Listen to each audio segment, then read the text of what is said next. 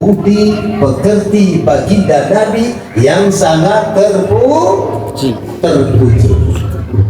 Itulah menyebabkan Allah memilihnya untuk sanggup menjadi nabi penutup daripada semua para nabi dan rasul.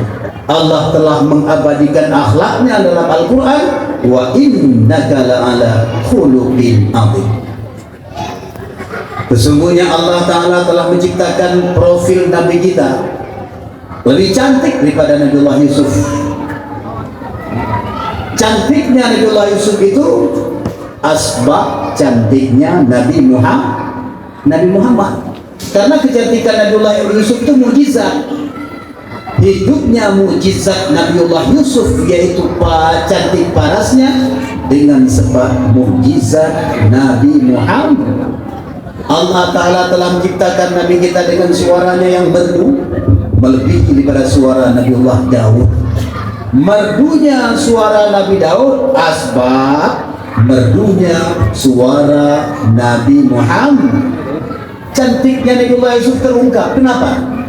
Kenapa kecantikan Nabiullah Yusuf terungkap sampai-sampai tersayatnya jari jemari tante-tante girang di negeri Mesir? Kenapa kecantikan Nabiullah Muhammad tidak terungkap seperti itu? Jawab, kecantikan Nabiullah Yusuf laksana rembulan, dalam arti kata sanggup dipandang orang. Sedangkan kecantikan Nabiullah Muhammad laksana matahari, tidak sanggup siapapun untuk menatapnya. Sesungguhnya Allah telah menciptakan Nabi Muhammad dengan postur tubuhnya yang sederhana. Arti kata Nabi kita perawakannya tidak besar dan bukan pula kecil, tidak pendek dan bukan pula panjang. Artinya sedang saja. Rambutnya yang ikal mayang, dahinya yang luas indah, bulu keningnya bagaikan bulan sabit, bulu matanya panjang dan lentik, mata putih baginda Nabi bercampur kemerah-merahan, bercahaya-cahaya, bola mata hitam Nabi yang bersamatan hitam. Bulat bola mata hitam Nabi lebih lebar daripada bola mata hitam orang biasa. Hidungnya yang mancung dengan ujung yang bungkuk sedikit. Kalagay hidung danyo lagay ko yang baru senku. Bibirnya merah delima, gigi depan agak jarang sedikit bersih bagaikan untayan mutiara. Janggutnya bagaikan lebah bergantung, tidak seperti janggut saya bagaikan janggut kambing. Warna kulit di lehernya bagaikan cairan perak yang berkilau-kilauan. Bahunya yang gembang, pinggangnya yang ramping, telapak kakinya yang rata. Apabila baginda Nabi berjalan, bagaikan suasana orang yang turun dari ketinggian, begitu gagah dan tampan, begitu wibawa dan penuh ya, penuh pesona. Wahai pesona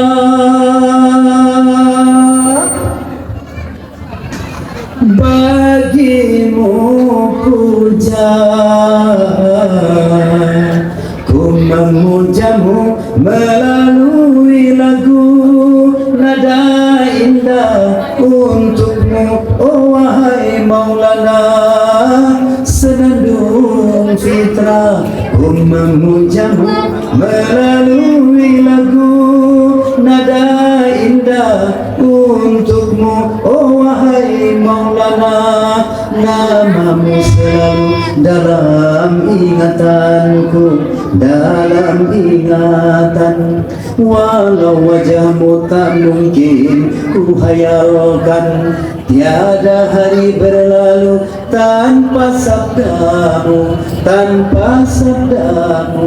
begitu pula cinta sucimu selalu saja menyerta. Ajat tujhko पुकारे मेरे गीत तेरे मेरे gitere, oh mere miterwa, mere mitere. Itu waktu saya masih jualan cendol di India. Yang perlu saya sampaikan adalah profil baginda Nabi Muhammad yang sangat cantik jelita.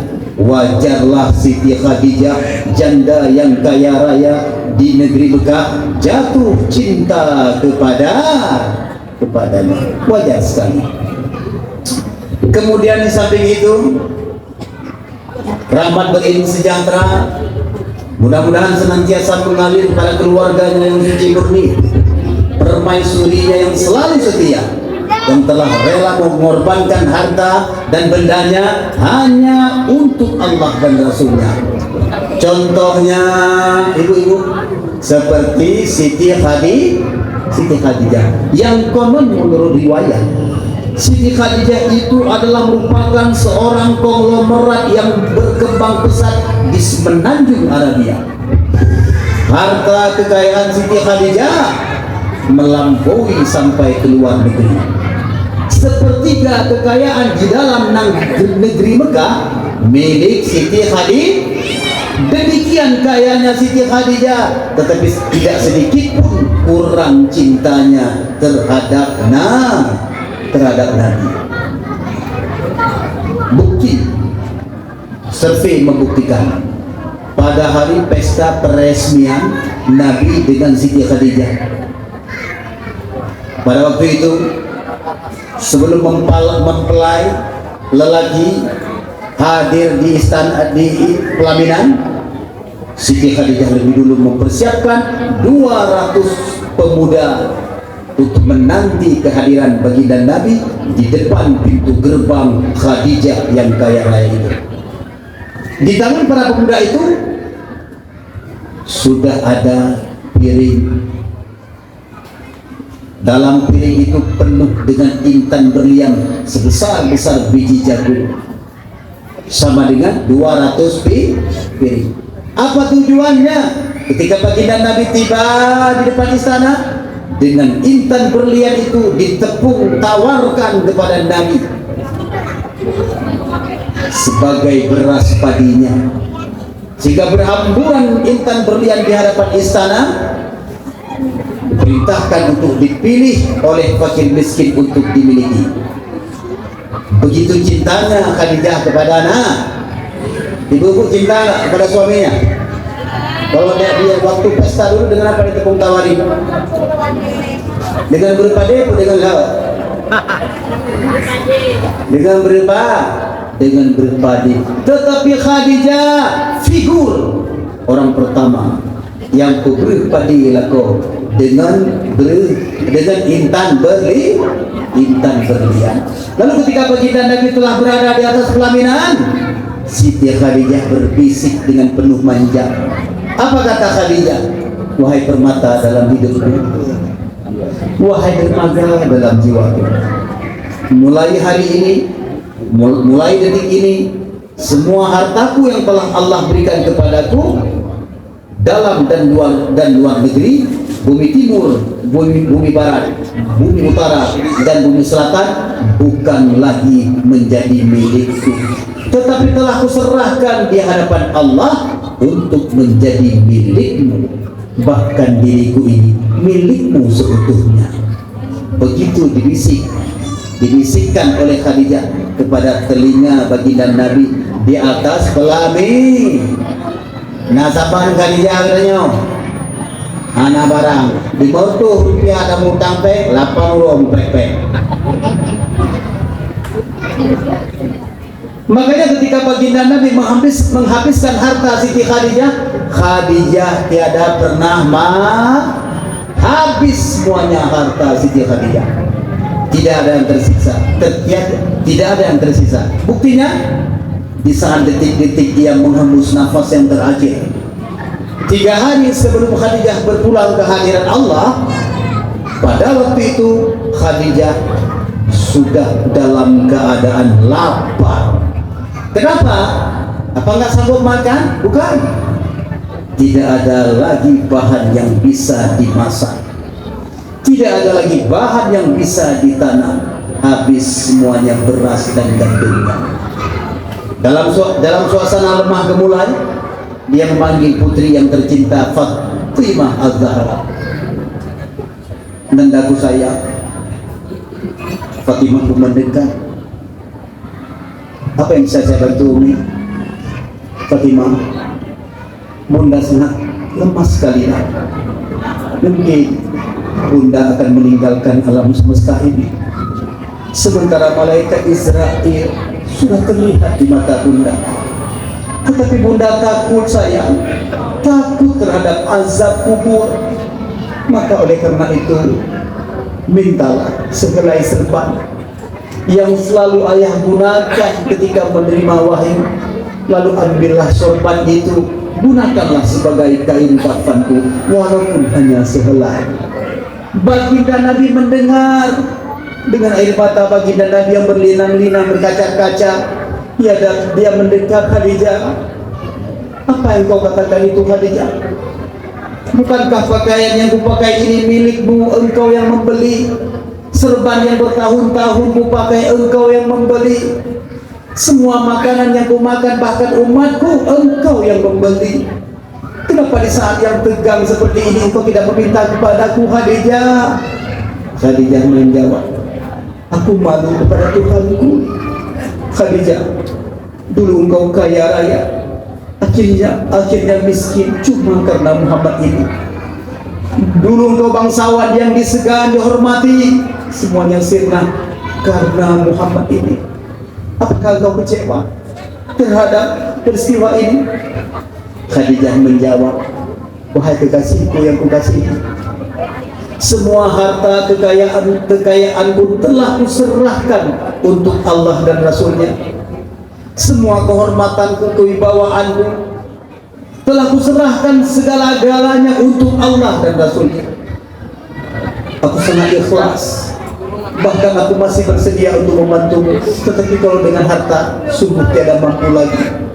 Tetapi cintaku selalu kepadamu bergelora bagaikan gelombang samudra yang tidak pernah dikenal pinggir dan dalamnya. Maka aku mohon, kemanapun engkau pergi, bawalah daku. Andai kata dalam perjalanan engkau jumpai sungai, sementara di sungai itu tidak ada titiknya, pergunakanlah tubuhku sebagai dermagamu. Atau andai kata aku telah mati, ya Rasulullah, telah bertahun-tahun kau kuburkan aku ke dasar bumi, jika engkau butuh kepadaku, galilah kuburku, ambillah tulang belulangku, gunakanlah di mana perlu demi untuk menyambung perjuangan dakwah. Begitu cinta Khadijah kepada pengorbanannya yang sangat besar. Kita sungguh tidak seberapa. Hanya setahun sekali kita ingat kepada Rasulullah. Betul. Setahun sekali kita buat maulid, sementara baginda Nabi setiap saat ingat kepada umatnya. Nabi Muhammad adalah sosok yang pantas dijadikan idola dalam kehidupan. Jangan kita jadikan idola bintang film, bintang lapangan yang mereka nggak pernah kenal kepada kita. Tetapi baginda Nabi yang selalu ingat kepada kita, menangis untuk kita, itulah yang pantas dijadikan idola dalam kehidupan. Ini idola Ronaldo, Pele, David Beckham, artis, mereka nggak pernah kenal kepada kita. Tetapi baginda Nabi menangis siang dan malam keringat kepada umatnya. Bahkan ketika ia hendak menghembus nafas yang terakhir, dia memanggil ummati, ummati, ummati. Bahkan sampai hari kiamat nanti, semuanya Nabi mengatakan nafsi, nafsi. Tetapi Nabi Muhammad memanggil ummati, ummati, ummati. Dia yang bertanggung jawab untuk membela umatnya, mengarahkan umatnya di yaumil ma'ad. Itulah yang pantas dijadikan idola. Bu, siapa yang pantas dijadikan idola? Bintang film apa Nabi? bintang lapangan bola atau Nabi? Nah, Nabi. Maka berhak kita banyak-banyak bersalawat kepada barang siapa yang selalu bersalawat kepada Nabi walaupun hanya 100 kali siang dan malam, dia takkan mati dulu, takkan keluar nyawanya sebelum dia melihat surga yang tinggi. Hebat faedah bersalawat kepada Nabi. Kemudian di samping itu, rahmat beriring sejahtera mudah-mudahan senantiasa mengalir pula kepada mereka para sahabat yang telah sehadap dan sederap dalam memperjuangkan agama Allah yang mulia. Mereka para sahabat itu laksana bunga-bunga rampai surga. Mereka telah memilih penderitaan, mereka telah menggadai kesusahan hanya untuk Allah dan Rasulnya. Maka mereka para sahabat itu laksana bunga-bunga rampai surga. Kemudian di samping itu rahmat beriring sejahtera mudah-mudahan senantiasa mengalir kepada para ulama mutakaddimin dan ulama mutaakhirin yang telah mendahului kita. Begitu juga kepada ulama-ulama yang muktabar yang masih ada bersama dengan kita di seluruh penjuru, yang mereka ulama itu adalah merupakan lampu-lampu agama. Seandainya tidak ada lagi para ulama, sungguh hidup kita kalbahain, bagaikan hidup binatang. Na'udzubillahi min dzalik. Kemudian di samping itu salam penghormatan dan takdim yang setinggi-tingginya kepada yang mulia ayahanda rohani kita bersama, tuan guru, abun, abah, abati, walid, ustaz, tenggu, dan juga penghormatan saya kepada Bapak Camat Kecamatan Batu Ampar, dan juga penghormatan saya kepada Bapak Lurah Kelurahan Singkuang Tanjung Singkuang, dan juga kepada Bapak RT RW, Ketua Pemuda, dan saya hormati panitia penyelenggara dakwah Islamiyah serta panitia dakwah Maulid Nabi besar Muhammad sallallahu alaihi wasallam yang siang dan malam sudah bekerja. Tidak ada istilah hujan, tidak ada istilah dingin. Mereka penuh rindu cinta kepada Nabi.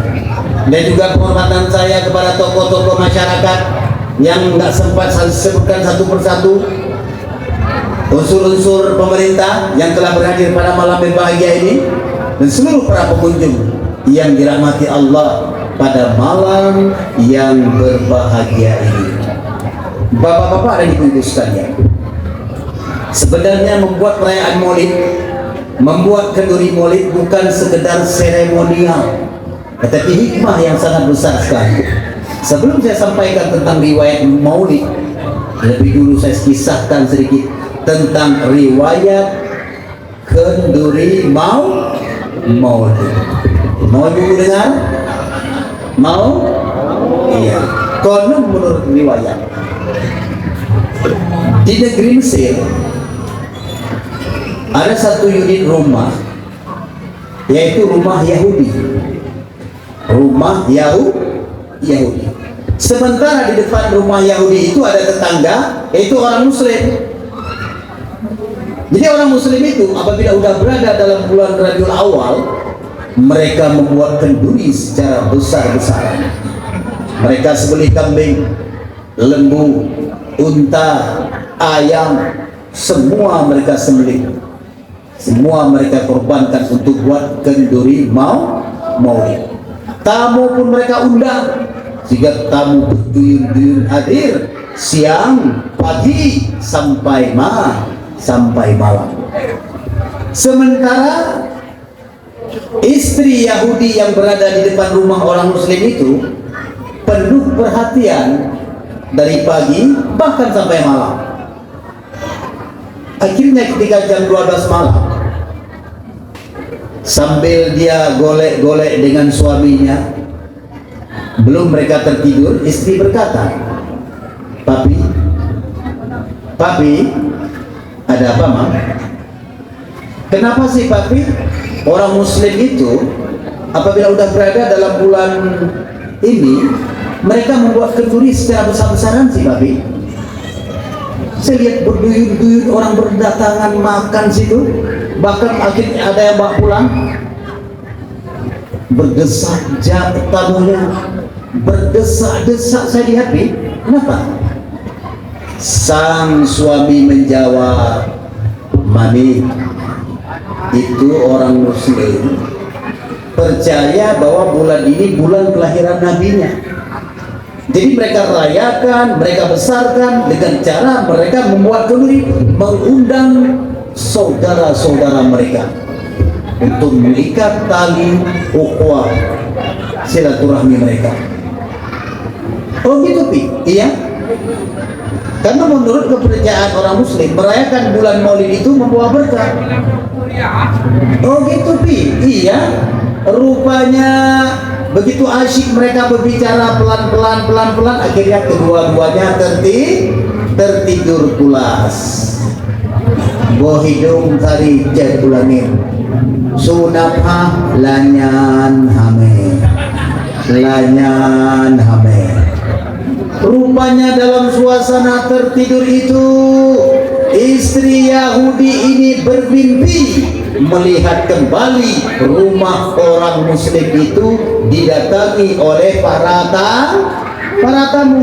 Tetapi aneh, tamu yang ia lihat di dalam alam mimpinya itu tidak seorang pun yang ia kenal. Sementara tamu yang ia lihat kemarin sore dia kenal namanya semua lengkap. Tetapi tamu yang ia lihat pada malam itu, satu pun dia tidak pernah kenal. Dia lihat wajah mereka para tamu itu bercahaya-cahaya, berseri-seri, harum semerbak. Lalu sang istri Yahudi ini ingin tahu dan dia memanggil, Tuan, boleh saya bertanya? Oh, silakan Siti, apa yang bisa saya bantu? Saya heran, Tuan, kenapa tamu yang saya lihat saat ini saya nggak pernah kenal satupun. Siapa tuan-tuan ini semua? Dan dari mana? Oh, Siti, kami ada yang dari Yaman, ada yang dari Mesir, dari seluruh penjuru. Jadi siapa tuan-tuan ini semua? Kami adalah sahabat Nabi. Sahabat Nabi? Iya, benar sekali. Yahudi itu tercengang, melongo. Akhirnya dia bertanya lagi, Tuan, itu siapa Tuan yang wajahnya bagaikan bulan purnama, yang dia berdiri di tengah, kiri kanan dikawal oleh temannya? Oh, Siti, itulah yang dikatakan Rasulullah Muhammad Sallallahu Alaihi Wasallam. Oh, itu yang dikatakan Muhammad? Iya, benar sekali. Ngapain mereka datang ke situ? Seperti kami ceritakan kepadamu, bahwa kami datang untuk memuliakan rumah ini, yang penghuni rumah ini ada ikatan hati kepada Rasulullah. Mereka membuat kenduri, maka Nabi datang dan mengajaklah kami untuk menghormatinya. Ya ampun, alangkah baiknya akhlak dan budi pekerti Nabimu. Oh, masalah Nabi kami akhlak budi pekerti sangat luar biasa.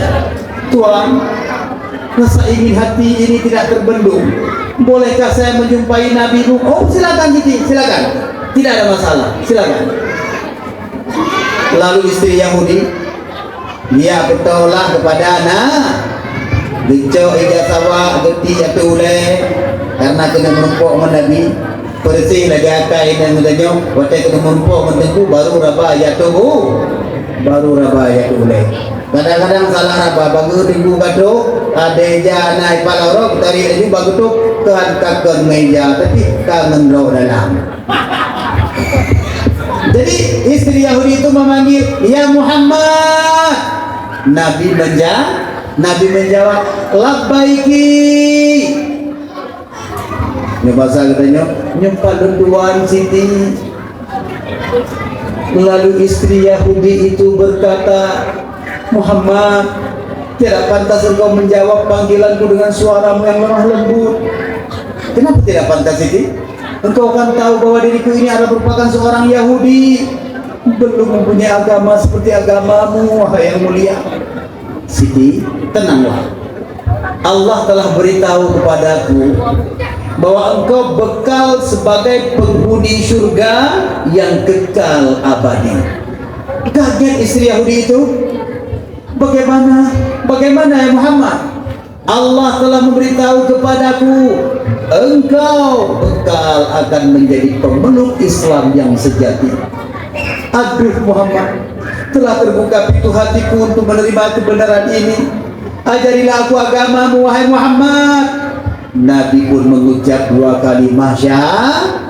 Istri Yahudi itu juga mengucap 2 kali syahadat. Masuklah ia dalam Islam.